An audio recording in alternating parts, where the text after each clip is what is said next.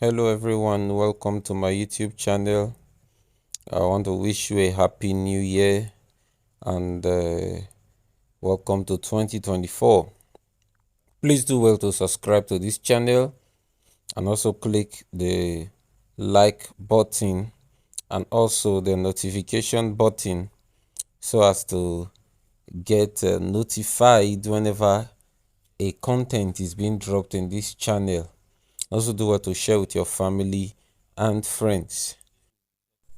Once more, if you are excited about this topic, the music theory, please do well to click the subscribe button and the like button and also share with your friends.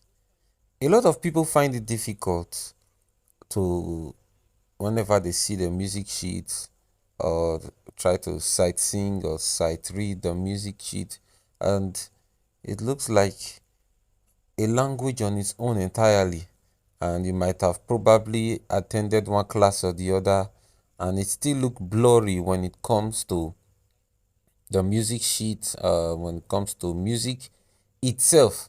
And so this tutorial video will help you in sight reading the music sheet.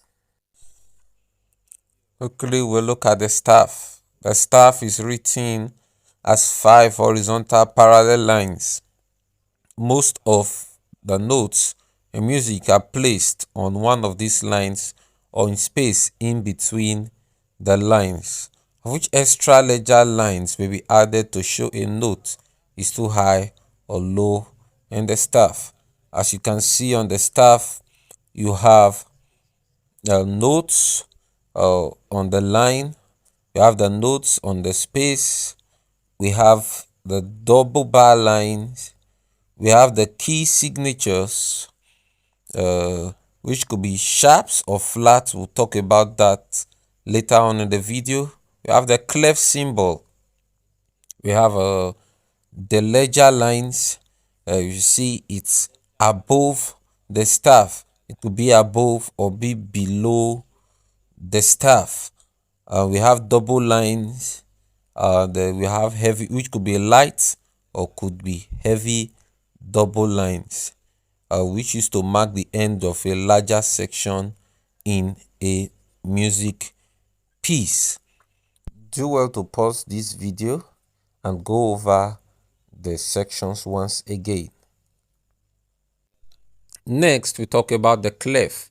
The clef is the first symbol that appears at the beginning of every music staff.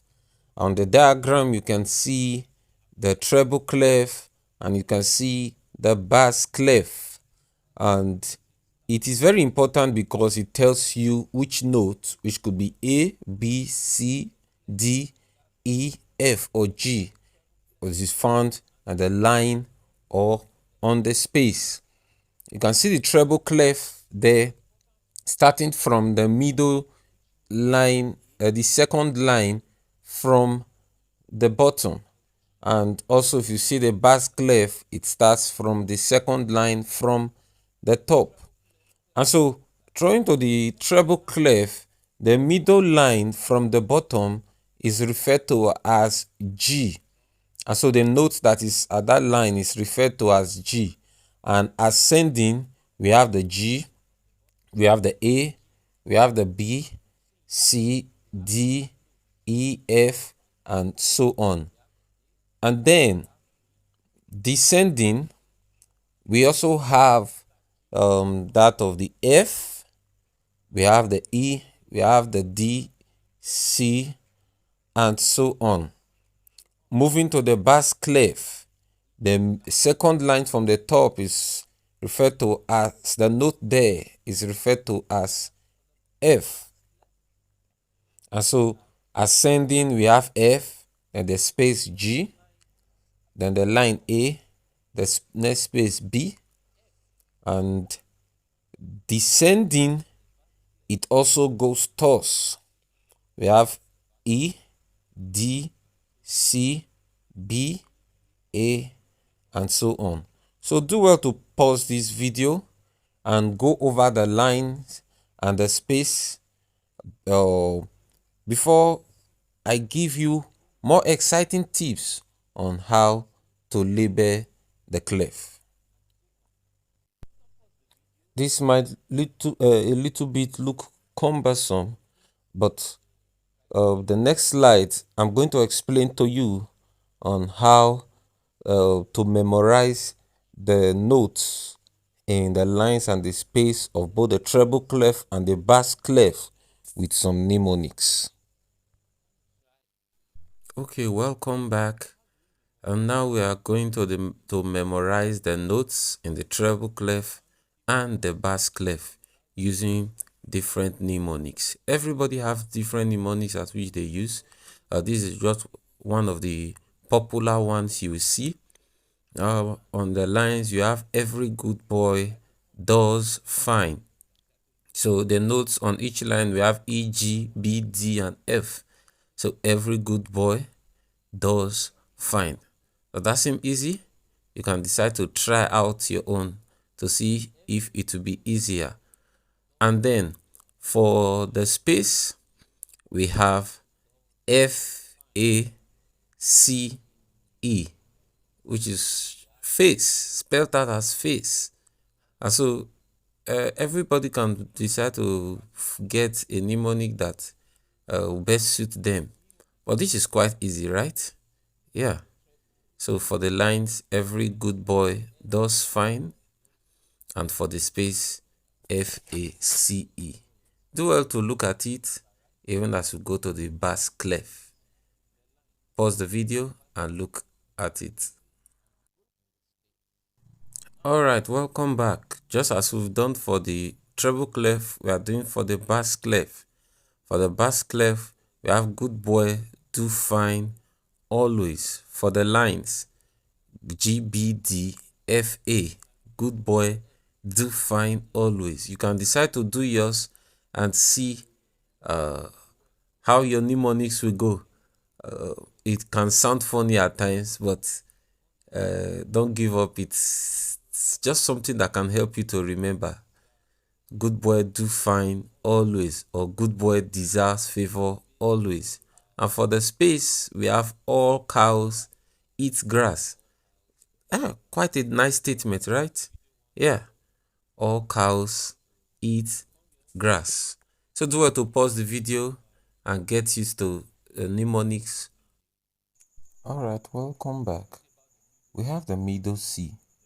The G indicated by the treble clef is the G above the middle C, and also the F indicated by the bass clef is the F below the middle C. Now the middle C is represented with a ledger line and is in between the treble clef and the bass clef. And so the treble clef and the bass clef together covers many of the notes that are in the range of human voices and most instruments. Here you see the middle C in between the treble clef and the bass clef. Okay, we're entering an interesting part of the video, which we're getting to the climax of this video. We have the pitch. We have to do with the sharp, flat, and natural notes. And the pitch of a note is how high or low it sounds. And the pitch depends on frequency of the fundamental sound wave of the note. And but musicians don't usually like to talk about wavelengths and frequencies. Actually, they just give it the different pitch, different names like A, B, C, D, E, F, and G. Those 7 letters, they all make the natural notes. And on the keyboard, the natural notes C, D, E, F, G, and A, they represent the natural notes. You can see it on the picture there, the C, D, E, F, G, and A. And it's easy to identify the C on a keyboard. Just look at the 2 black notes, and the notes before the 2 black notes is represented as key C. So you can pick up any keyboard, just look for the 2 black note, the note before it is represented as key C. And you can see from the diagram the natural notes. Now, if you observe between the C and the D, you see a black note. And so between the C and the D is a tone. Between the D and the E is a tone. Between the E and the F is a semitone. Between the F and the G is a tone. Between the G and the A, it's a tone. Between the A and the B is a tone. Between the B and the C, it's a semitone. So between the C and back to C again, it makes an octave. Oct means 8. So multiplication of 8 notes makes an octave. So from C to C, it could be from A back to A. But this diagram we see here of the keyboard is that of the key C. So starting from key C. You can do well to pause the video, and after pausing the video, look through the notes and get used to it. Next, we'll be talking about the sharps and the flats. Before we identify the various sharps and the flats, I want you to pause this video and identify the various notes in these staffs.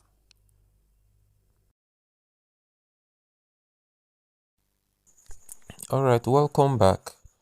I want you to notice on the diagram that using flats and sharps, any pitch can be given more than one note name. For example, we have the G sharp and we have the A flat. But I want you to notice the symbol for the sharp, notice the symbol for the natural, and notice the symbol for the flat. And if you look at the staff, you discover that on the second line from the top, remember, every good boy deserves. D is on that second line. But you observe that there is a sharp symbol beside that note there. So that is why it's being referred to as the D sharp, because there's a sharp symbol there. A sharp is simply a semitone higher than a natural note. We have D natural, which is on that same line represented with the natural sign, and I also have the D flat, which is a semitone lower than the D. Now, if you check the next diagram, you will see the G sharp, which is on the second line from the bottom, and is also the same as A flat. We'll talk about that when we get to the next diagram. You see the E sharp also the same as the F natural. Now let's go to the diagram. You see the C. The black note above the C is referred to as the C sharp, which is just a semitone higher. And we have also the D, and we have the D sharp, we have the E, and we have the F, a semitone between the E and the F. Remember, now we have the F, we also have the F sharp, we have the G, we also have the G sharp, we have the A, we also have the A sharp, and we also have B. Between B and C is a semitone. Now, if we go backwards, we have the B, we have the B flat.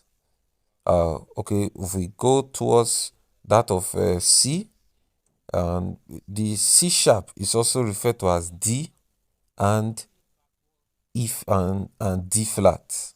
So C sharp has two names, C sharp and D flat.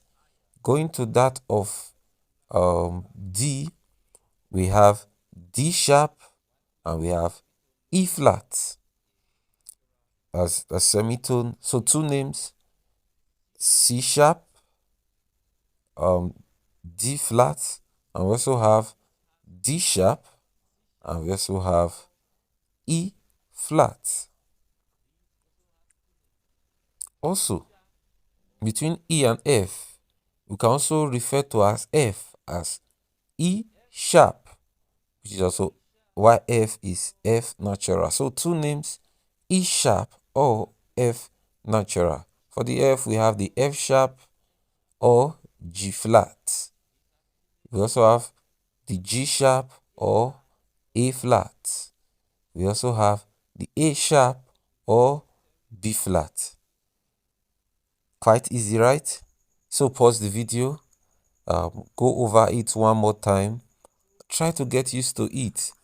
In as much as we call it a climax for today's lesson, but pause the video, go over it one more time. See you in the next tutorial. These are various assignments which you can do. So pause the video, do the assignments. I want to see your answers in the comment section.